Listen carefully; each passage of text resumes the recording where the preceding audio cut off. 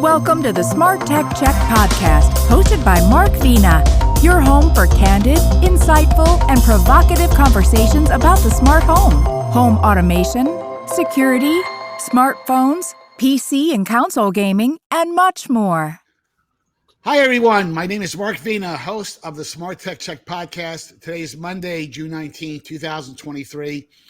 Today's podcast is completely focused on recapping the big Apple WWDC 23 event from a couple of weeks ago. We've all had some time now to digest it.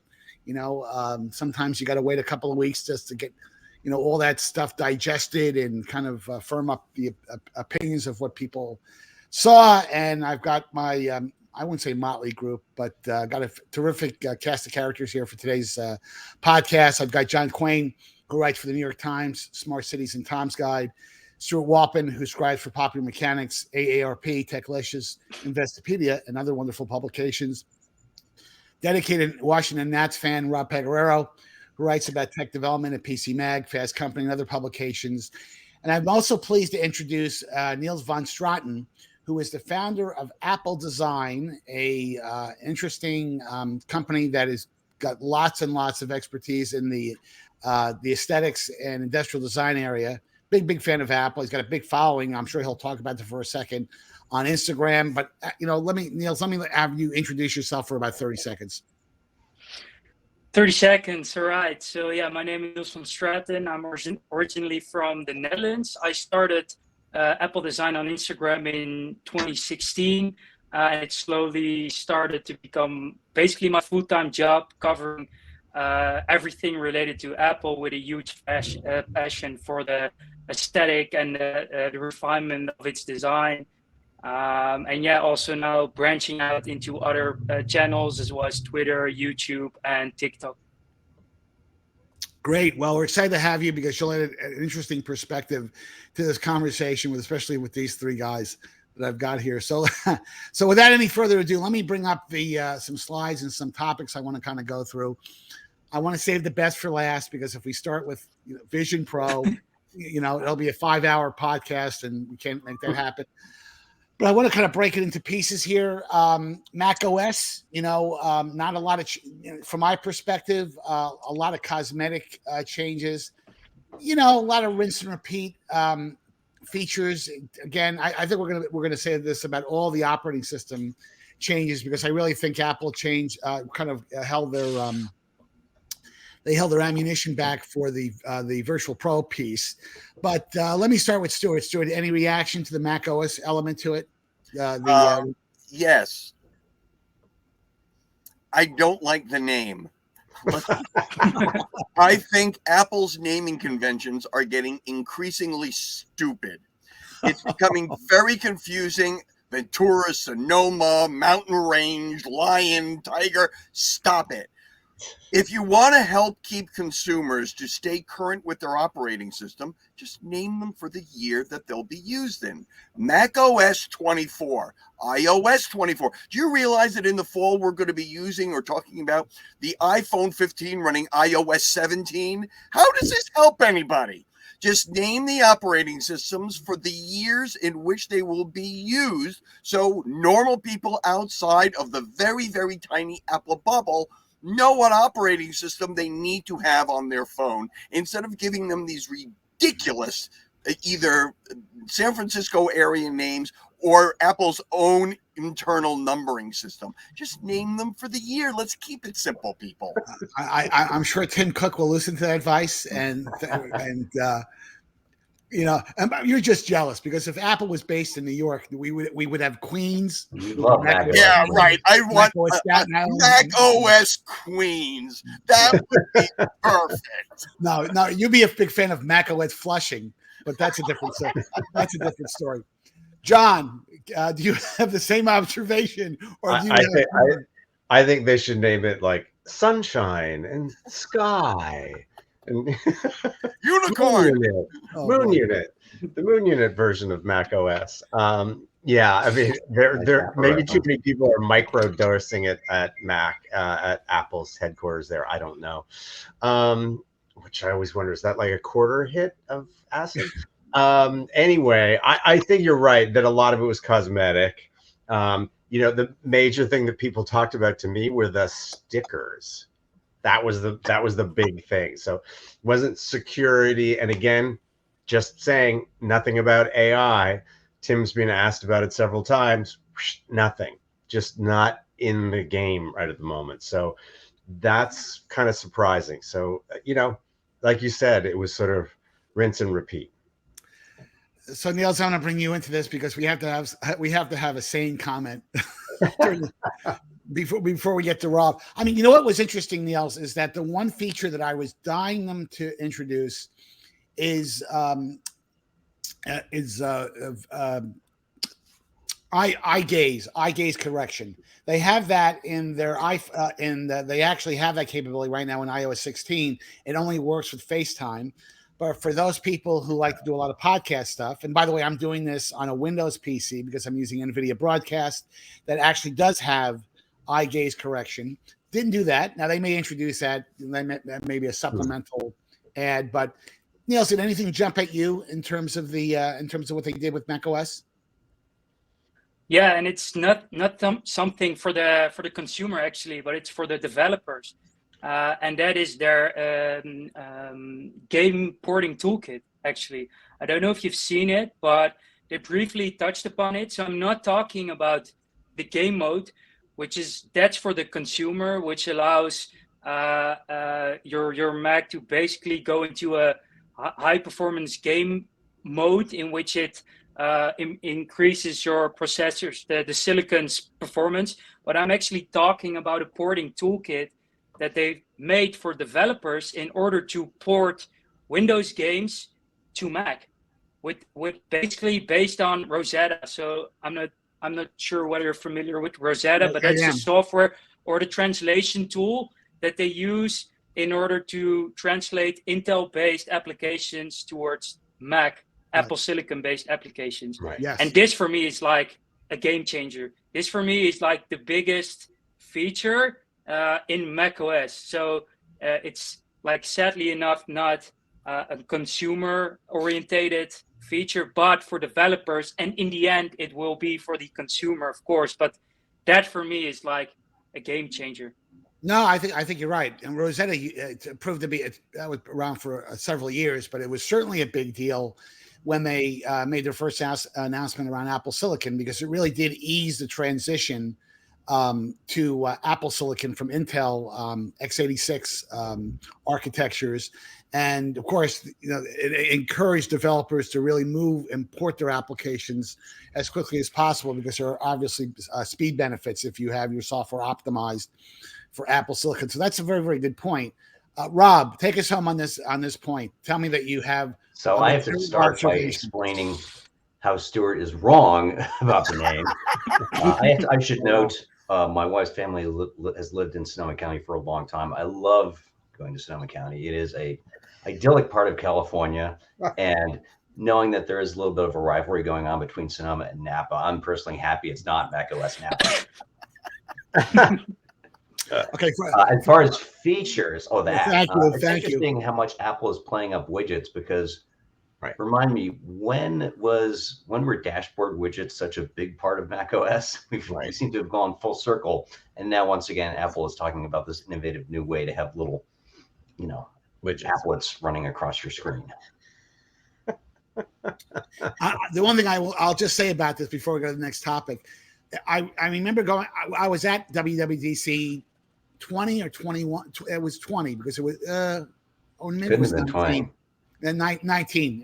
It was in person, and I forget the Mac OS. I forget the Mac OS they announced, but they announced the first version of Mac OS and I was there in person at the San Jose Convention Center, where they implemented a night mode, where if your MacBook could detect that it was late at night, it would darken the screen automatically. Sierra.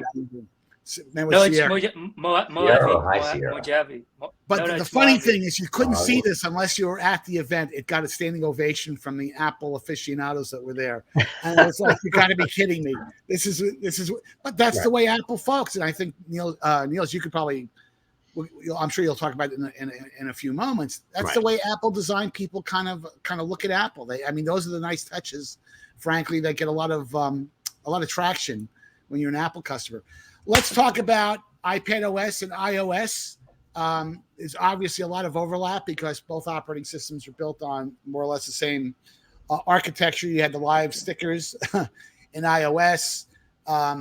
You've got, they're doing a lot more things with the lock screen, where there's a lot more now capability in terms of when that product is locked, it has all kinds of viewing capability. What I particularly like, which was interesting, is you can use your $1,500 iPhone 14 or ultimately 15 as a really high-end clock radio, which I thought was kind of interesting. So, Rob, let me start you there. What did you see? So the one that really jumped out at me was the whole name drop contact sharing feature. Number one, it does address a real use case. Number two, speaking of throwback features, remember the contact sharing feature in Palm OS? You run into somebody with a Palm 3 at some conference in 1999. There was an Apple Beam for the first iPhone that was around for a while. So we've come full circle. We once again have that. Otherwise, lots of interesting stuff. On the other hand, of course, Apple is still not supporting RCS instead of SMS and iMessage. So if you're going to send a message from an iPhone to an Android or vice versa, it's still lowest common denominator, sent in the clear.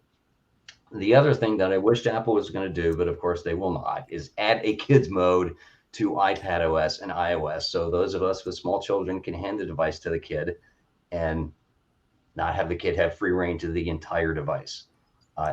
And Apple, we're not going to buy a second iPad or iPhone for this use case. So stop pretending. I was waiting for that to come out, and I was going to tweet just a tweet based on, hey, you called it, but it did not happen. Did not happen. Stewart.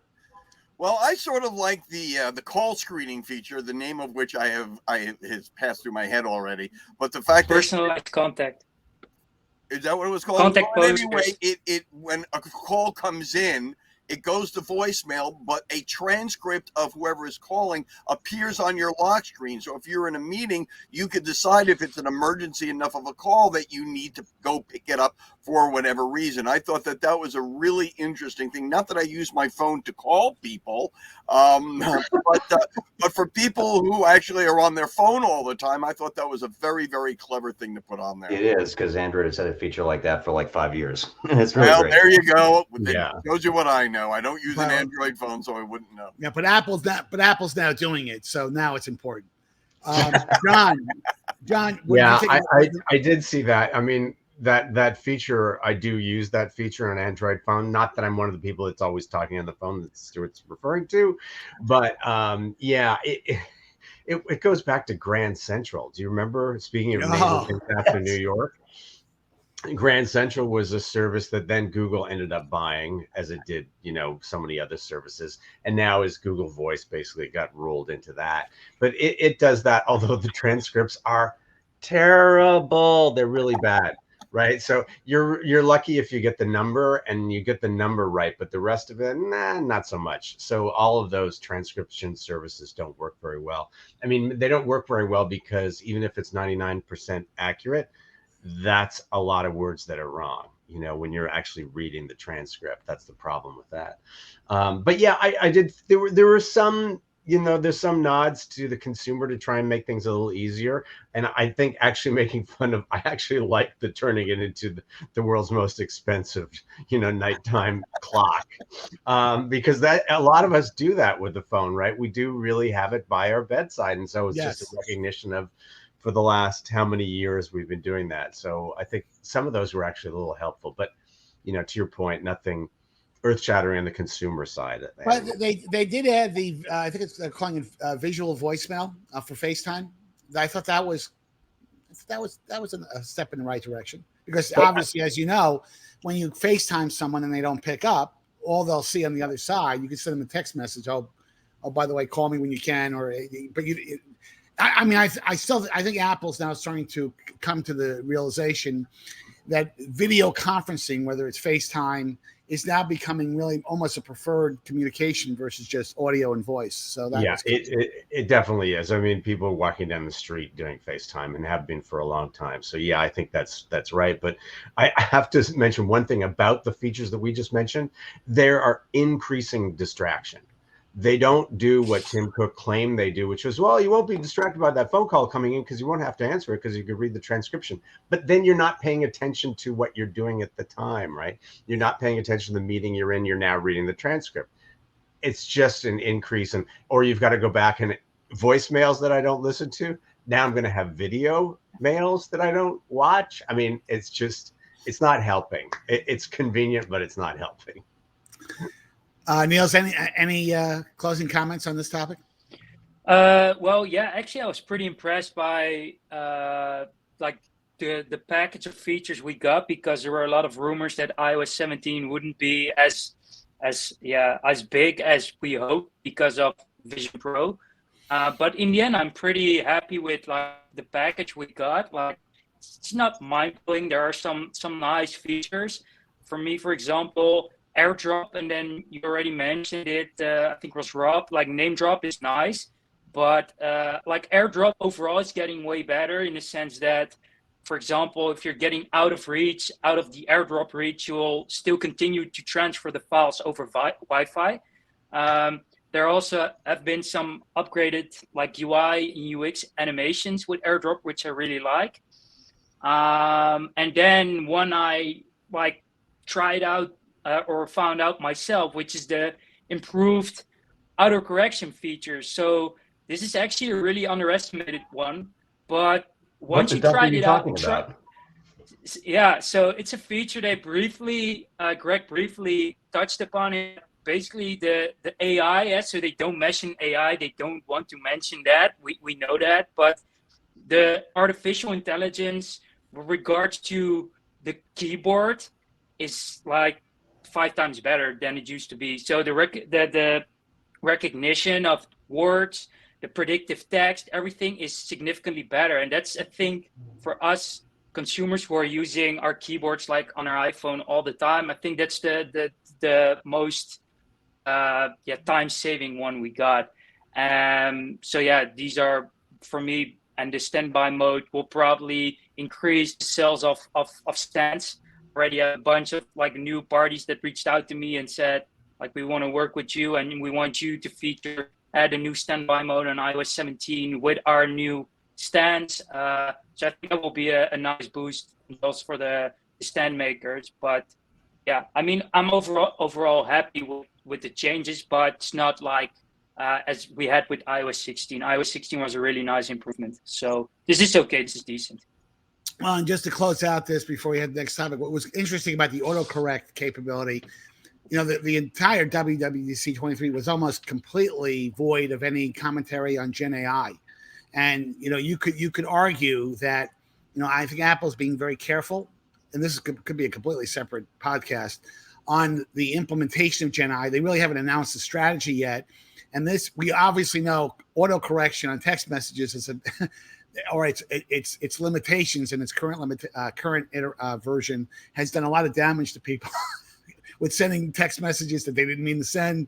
So this is kind of an issue that it should solve, knock wood, one of the biggest pain points of using sending text messaging without embarrassing yourself and crazy words. And so this is kind of Apple's low-level way of kind of sticking Gen AI kind of into their portfolio. Let us talk about the next topic. And I'll just make a couple of observations before I go down the roster here. Kind of interesting that they, you know, Mac Pro, the old trash can, is still around. I thought, you know, of course, because they brought it into the Apple Silicon world. I thought what was interesting was that there's obviously it's you could spec this thing out, and it's the price of a low end Tesla when you kind of spec it out with all the memory and storage options you have.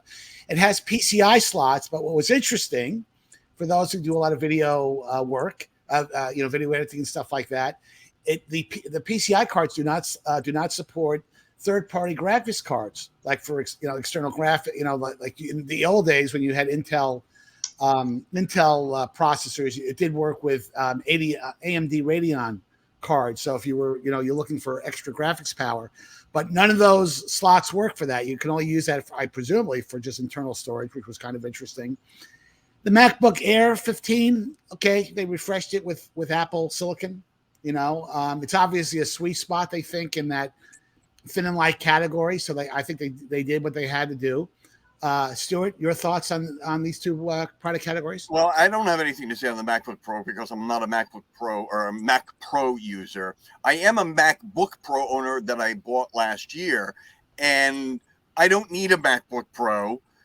This MacBook Air 15, I said before the event, and I continue to say, I think this is the most impressive piece of hardware they've released, only because it does hit that real sweet spot. A lot of students, 13 inches is just not a big enough screen. You can't put two documents really side by side with each other when you're working. I would have definitely opted for the MacBook Air 15 had it been available, rather than the Anvil, killing a fly with an Anvil MacBook Pro that I bought.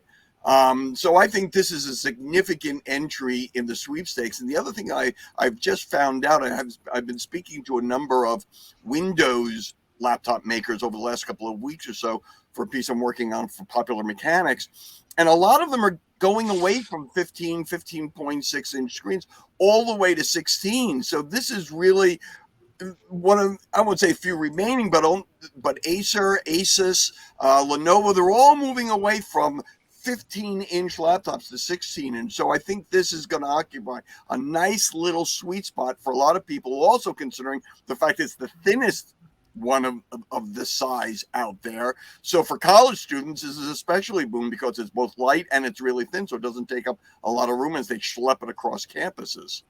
Yeah. So John, and I agree with everything that Stewart said. The interesting thing about the screen selection is, remember, the industry kind of coalesces around certain screen sizes.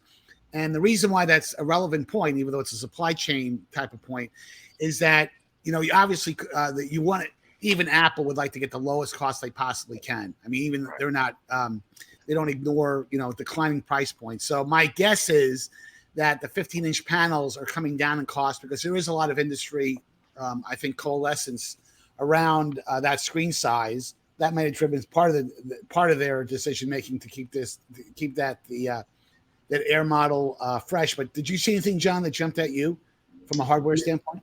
No, I mean, I thought the real high point, again, I agree with Stewart, really is the MacBook Air 15. I mean, that was their high point. Even though we're about to talk about another piece of hardware.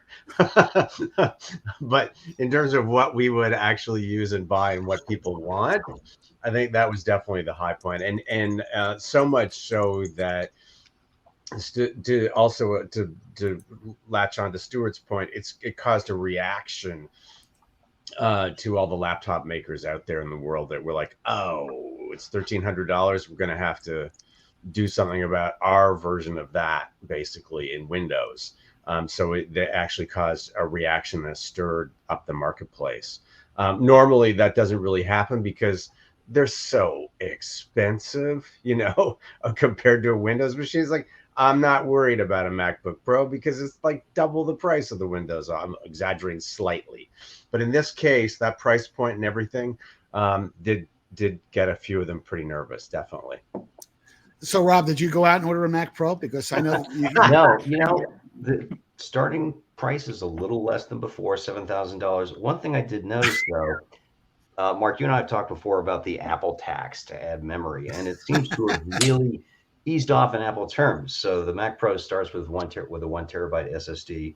Stepping up from that to 2 terabytes is just $400, which back in the day, I think I priced out and talked to you for a 2018 USA Today story where it was something like a $400 tax to go from half a terabyte to a terabyte SSD. Right. And it's a similar thing with the Mac Studio, where I think it's ships with a 512 gig SSD, and it's $200 to go from that to a terabyte, which is not as cheap as at other vendors, but it is much more reasonable.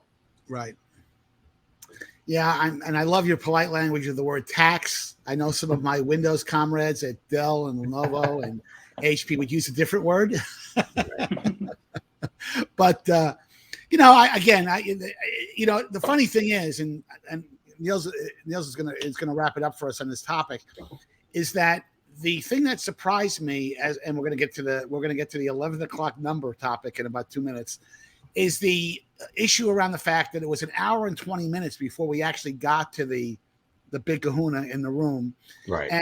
But the thing is, you got to give them credit. They do things, Apple, when it comes to refreshing hardware in a completely different way than the Windows guys does. When Intel refreshes their processors, when AMD now, which has become a much more potent force in the microprocessor area, when they come out with a new Ryzen CPU, the PC guys step up, okay, like clockwork, they refresh. Apple hasn't done that, and one thing we should say, they did not announce, and we should say this explicitly, Niels, you might want to comment on this, there was no M3. They did not mention anything about a brand new iteration. Now, they even Apple doesn't want to cannibalize their existing market by announcing a brand new iteration of Apple Silicon that is not available yet, or it makes more sense for them to maintain the M2 stuff. But Niels, any comments from your perspective when you look at the hardware here? Well, you said it, like the M3. I think that if they would have introduced the M3, maybe Ultra on the Mac Pro, then that iteration would have made a lot more sense to me. Now we have a Mac Pro and a Mac Studio, and the difference in price is like huge. We're talking, I think, like $5,000. And for me, what they did with the Mac Pro was just, okay, we promised that we were going to make the full transition to Apple Silicon on all our devices. So we just quickly put in M2 Ultra in Mac Pro, and now we can call it like we've done everything. That's a bit what I see with the Mac Pro. So honestly, I would really not recommend the Mac Pro to anyone at the moment at this price point. I would just go with a Mac Studio, which almost comes with the same performance and the same amount of ports and way less space. So for me, that's a bit like what they did with the Mac Pro and the MacBook Air. I think this is going to be one of the best-selling laptops in the coming maybe 2 to 3 years for Apple. I think this is a golden move. They introduced a 13-inch, they redesigned it, and now they're bringing that same design to a 15-inch form factor. I'm almost 100% certain that this is going to be their best-selling MacBook in the coming 2 years. Well, we're going to see here. We're going to see how that all kind of pans out, because I can't talk enough about the fact that price point. You think $7,000 is expensive, but the Mac Pro is a very specialized form factor. That is not for any of us on this call. I mean, that really is a Disney Studio. Really, and I mean that very literally. I mean, it's a professional artist that needs every ounce. In many cases, are doing studio grade video production, and again, it's the volume that they'll sell. You could probably fit into MetLife Stadium, at a Giants game. I wouldn't say Jets game, at a Giants game. Let us talk about the next topic here, and I wonder what that next topic could be if I can find my cursor here. Okay, without any further ado, Vision Pro. So let me start out with my rant, okay? Because I know we're going to talk about price point. Everybody, oh my God, no one can afford this. The one thing I'm going to say about before we get into the Vision Pro product, it's Vision, no pun intended. The price point thing I don't get too obsessed with, because first of all, if you adjust for inflation, an IBM PC would have been $5,000, and a much less capable product from a technology standpoint. What impressed me about what Apple did was two things. First of all, they did something completely differentiated. They took the entire industry by, I think, off guard in terms of approaching this at a platform level. This spatial computing approach, they really, whether they're successful or not is debatable, but you got to give them credit. They did not approach this from an accessory standpoint.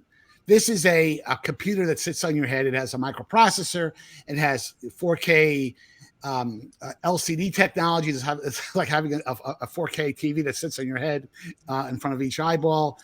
If people who have used it, I hear the same thing over and over again. It is immersive in a way that you can't even describe.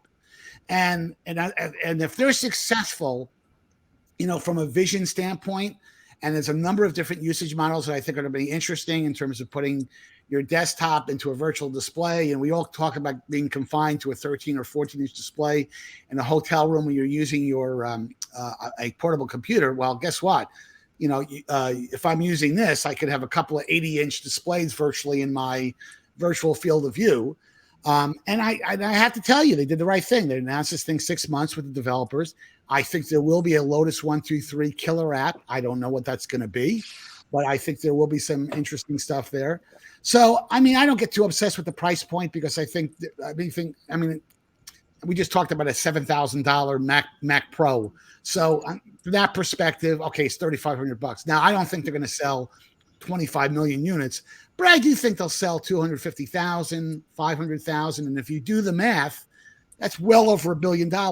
Not too bad. So that's my rant. Not really a rant, but that's my observation. Stewart, let me start with Niels. Niels, what was your impression of the Vision Pro? Yeah, I'm a little bit biased maybe, but yeah, I was actually really impressed by the product. Unfortunately, we're not able to try it out for ourselves yet, so it's really difficult to make a proper review here. But from what I've seen, I think that Apple knew everything, like what they did in their presentation, how they tried to tell the story of the whole product, the whole experience. I think they nailed it. Yeah, $3,500, a huge amount of money, and I think we need to understand that this is the first generation, and that eventually we'll have models that will be similar to an iPhone SE, one that will cost maybe around $1,500, maybe a more expensive premium model that will cost even more than $3,500. I think this is the beginning, and we already spoke about it, Mark. This is the beginning of a new era. It might, like what they did with the Apple Watch, might be a bit similar. So the Apple Watch, it just threw in a bunch of features, and then they just looked where the wave went, in what direction they went, and that was health and fitness mostly. And we will see with the Vision Pro, I think it will be similar. They're offering this huge palette of features and capabilities, and then in the end, it will be us and the developers deciding in which direction we're mostly going to use this product. And eventually, Apple will just exploit this niche basically. So yeah, and I think that just the UI or the eye tracking is really like magical. Some big YouTuber said it. MKBHD, the biggest tech YouTuber, was like blown away by this. So I think they really nailed the experience, the UI, and now it's just like, how are people going to like react to holding really this thing in their hands, and how are they going to apply it in their daily lives? That's just, I think, something very difficult to judge. Rob, I know you're going to order 3 or 4. I know, and I also, because I know you want to use it on the plane. That was the one usage model that I kind of scratched my head at. There's, I'm not sure. Well, maybe on an international flight, I might use it. And there's power ports, so the battery life is not an issue. I know Stewart's going to get mad at me. I would not use it on the New York subway for a whole bunch of different reasons. I agree with you. No, because I know that you work for the MTA, so I'm not going to. So, Rob, what were your thoughts? I still don't know that this is something for which actual consumer demand exists or will exist.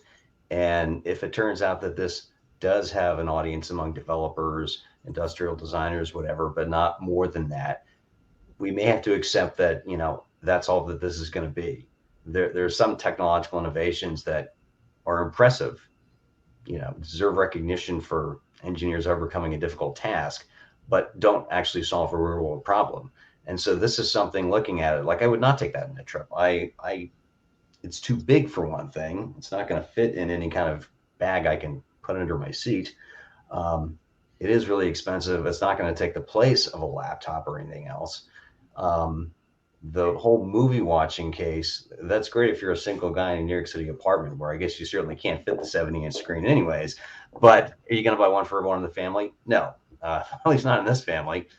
And yeah, yes. Okay, so Rob is sending off a lot of non-enthusiastic.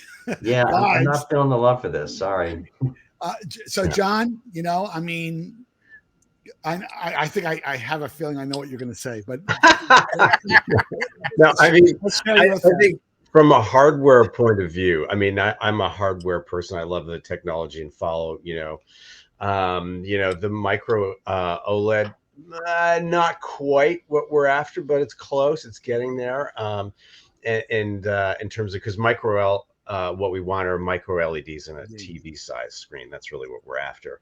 But it helps in the resolution of these devices and headset, and the number of cameras that they've packed. That in and of itself is pretty impressive into this unit. But it's all to give this illusion of something that it cannot overcome, and that is, these are inherently isolating devices, right?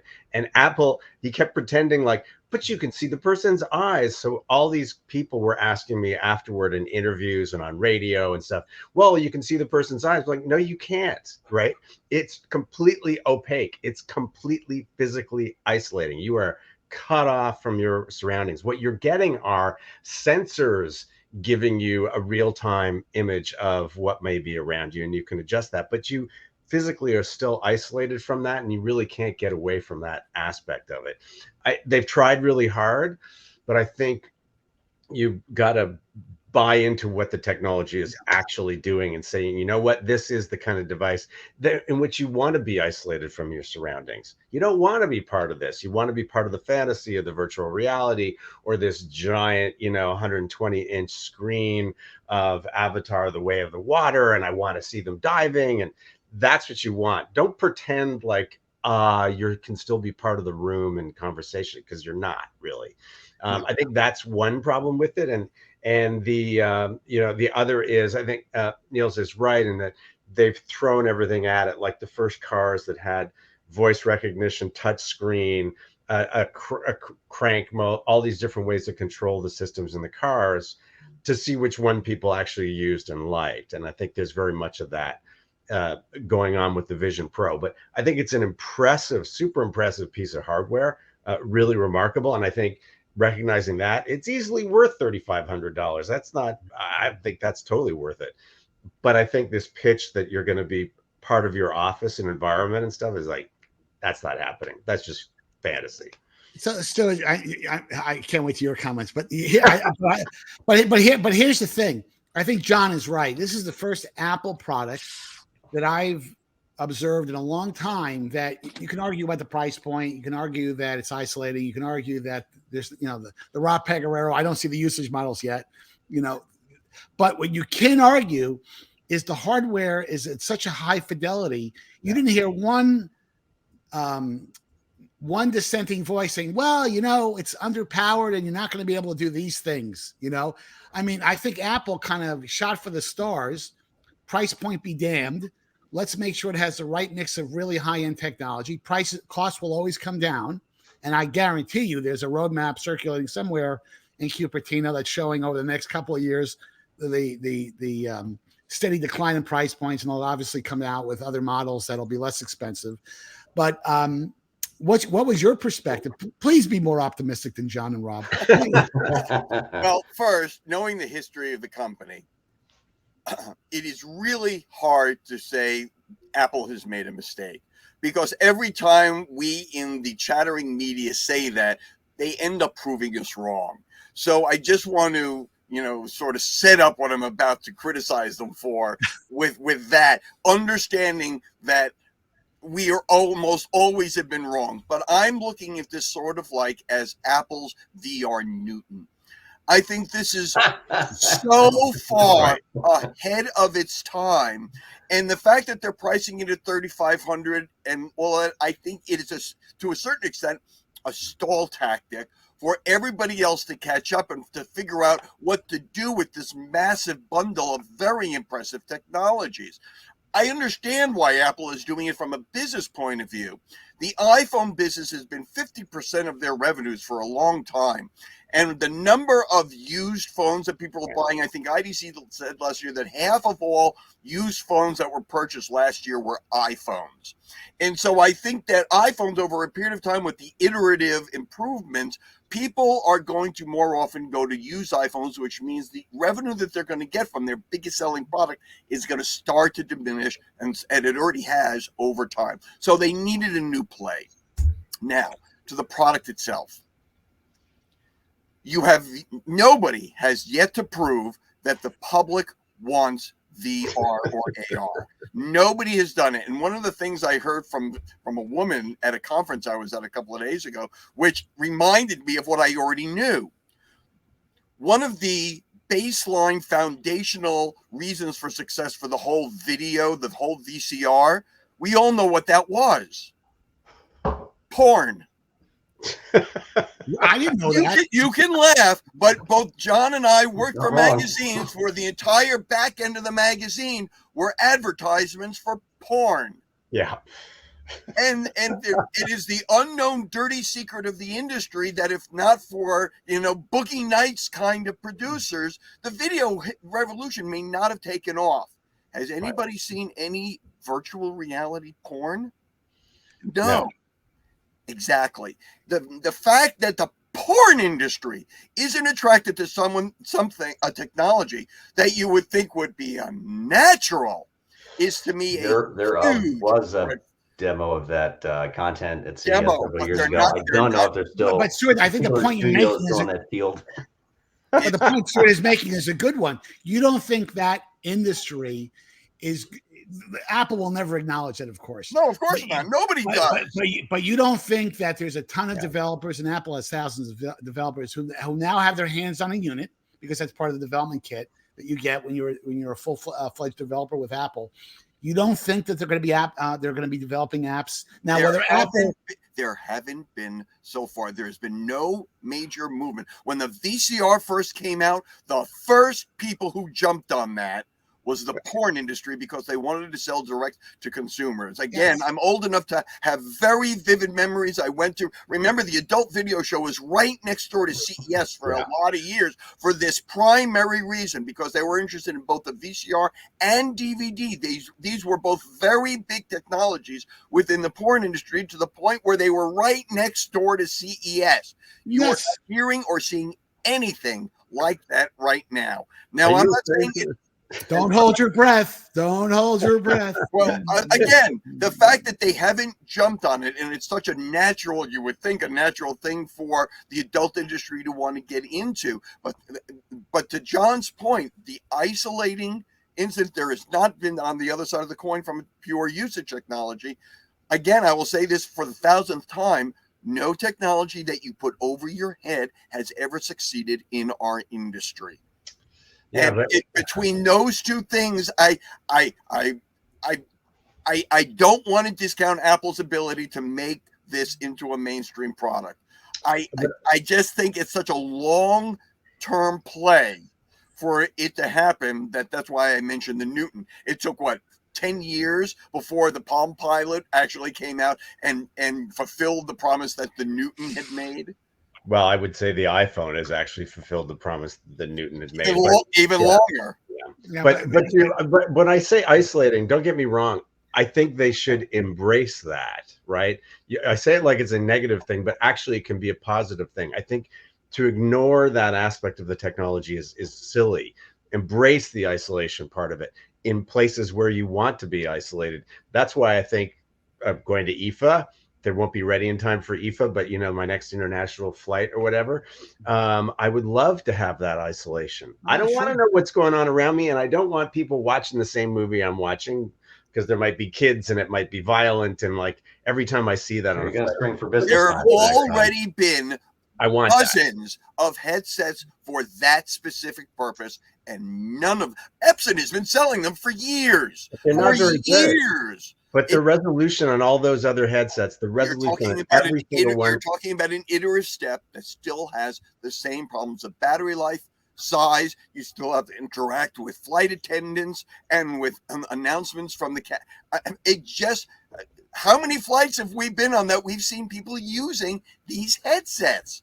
None. It's simply, I can't see it as right now anyway. I think it would change. It requires a complete change in consumer behaviors. THX 1138 kind of isolation society that we may be getting towards, considering how many people live their lives with their noses in their phones. So maybe we're getting to that where we all want to be isolated. I just don't see that we're there in any kind of short-term time frame.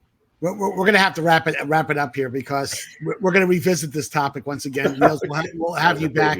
And Stewart, the one observation I would make before I kind of wrap it up here is that if you recall, Times Square changed almost overnight when the VCR became very, very popular. If you remember, Times Square circa 1978, 79 wasn't a fun place to hang out, in terms of the kind of movie theaters and places.